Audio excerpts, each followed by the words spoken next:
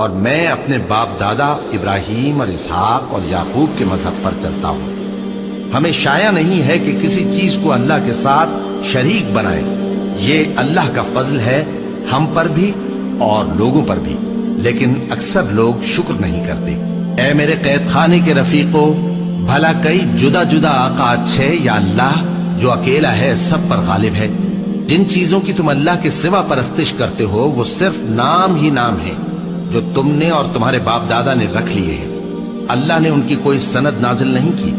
سن رکھو کہ اللہ کے سوا کسی کی حکومت نہیں ہے۔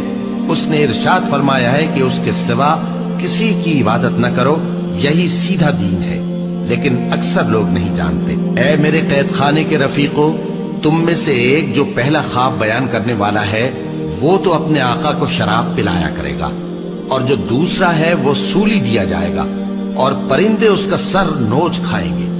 جو بات تم مجھ سے پوچھتے تھے وہ فیصل ہو چکی ہے، اور ان دونوں میں سے جس کی نسبت یوسف نے خیال کیا کہ وہ رہائی پا جائے گا، اس سے کہا کہ اپنے آقا سے میرا ذکر بھی کر دینا۔ پھر شیطان نے اسے ان کا اپنے آقا سے ذکر کرنا بھلا دیا، اور یوسف کئی برس قید خانے ہی میں رہے۔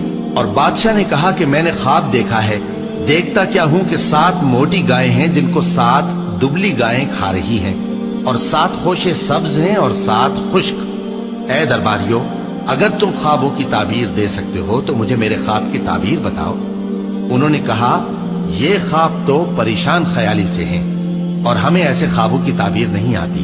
اور وہ شخص جو دونوں قیدیوں میں سے رہائی پا گیا تھا اور جسے مدت کے بعد وہ بات یاد آ گئی، بول اٹھا کہ میں آپ کو اس کی تعبیر لا بتاتا ہوں، مجھے قید خانے جانے کی اجازت دیجیے۔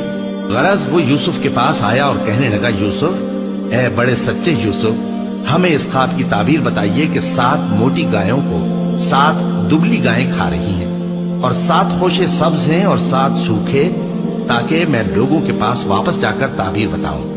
عجب نہیں کہ وہ تمہاری قدر جانے۔ انہوں نے کہا کہ تم لوگ 7 سال متواتر کھیتی کرتے رہو گے، تو جو غلہ کاٹو تو تھوڑے سے غلے کے سوا جو کھانے میں آئے باقی کو خوشوں میں ہی رہنے دینا۔ پھر اس کے بعد خشک سالی کے 7 سخت سال آئیں گے کہ جو غلہ تم نے جمع کر رکھا ہوگا وہ سب کو کھا جائیں گے، صرف وہی تھوڑا سا رہ جائے گا جو تم احتیاط سے رکھ چھوڑو گے۔ پھر اس کے بعد ایک ایسا سال آئے گا کہ خوب مے برسے گا اور لوگ اس میں رس نچوڑیں گے۔ اور یہ تعبیر سن کر بادشاہ نے حکم دیا کہ یوسف کو میرے پاس لے آؤ۔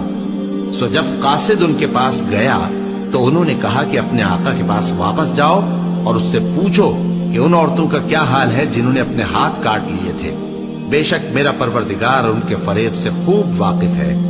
بادشاہ نے عورتوں سے پوچھا کہ تمہارا کیا قصہ تھا جب تم نے یوسف کو اپنی طرف مائل کرنا چاہا؟ سب بول اٹھیں کہ اللہ پاک ہے، ہم نے اس میں کوئی برائی معلوم نہیں کی۔ عزیز کی بیوی نے کہا، اب سچی بات تو ظاہر ہو ہی گئی ہے، اصل یہ ہے کہ میں نے اس کو اپنی طرف مائل کرنا چاہا تھا، اور وہ بے شک سچا ہے۔ یوسف نے کہا کہ میں نے یہ بات اس لیے پوچھی ہے کہ عزیز کو یقین ہو جائے کہ میں نے اس کی پیٹھ پیچھے اس کی امانت پہ خیانت نہیں کی، اور اللہ خیانت کرنے والوں کی چال کو چلنے نہیں دیتا۔ اور میں اپنے آپ کو پاک صاف نہیں کہتا، کیونکہ نفس امارہ انسان کو برائی ہی سکھاتا رہتا ہے، مگر یہ کہ میرا پروردگار رحم فرمائے، بے شک میرا پروردگار بخشنے والا ہے، مہربان ہے۔ اور بادشاہ نے حکم دیا کہ اسے میرے پاس لاؤ، میں اسے اپنا مصاحب خاص بناؤں گا۔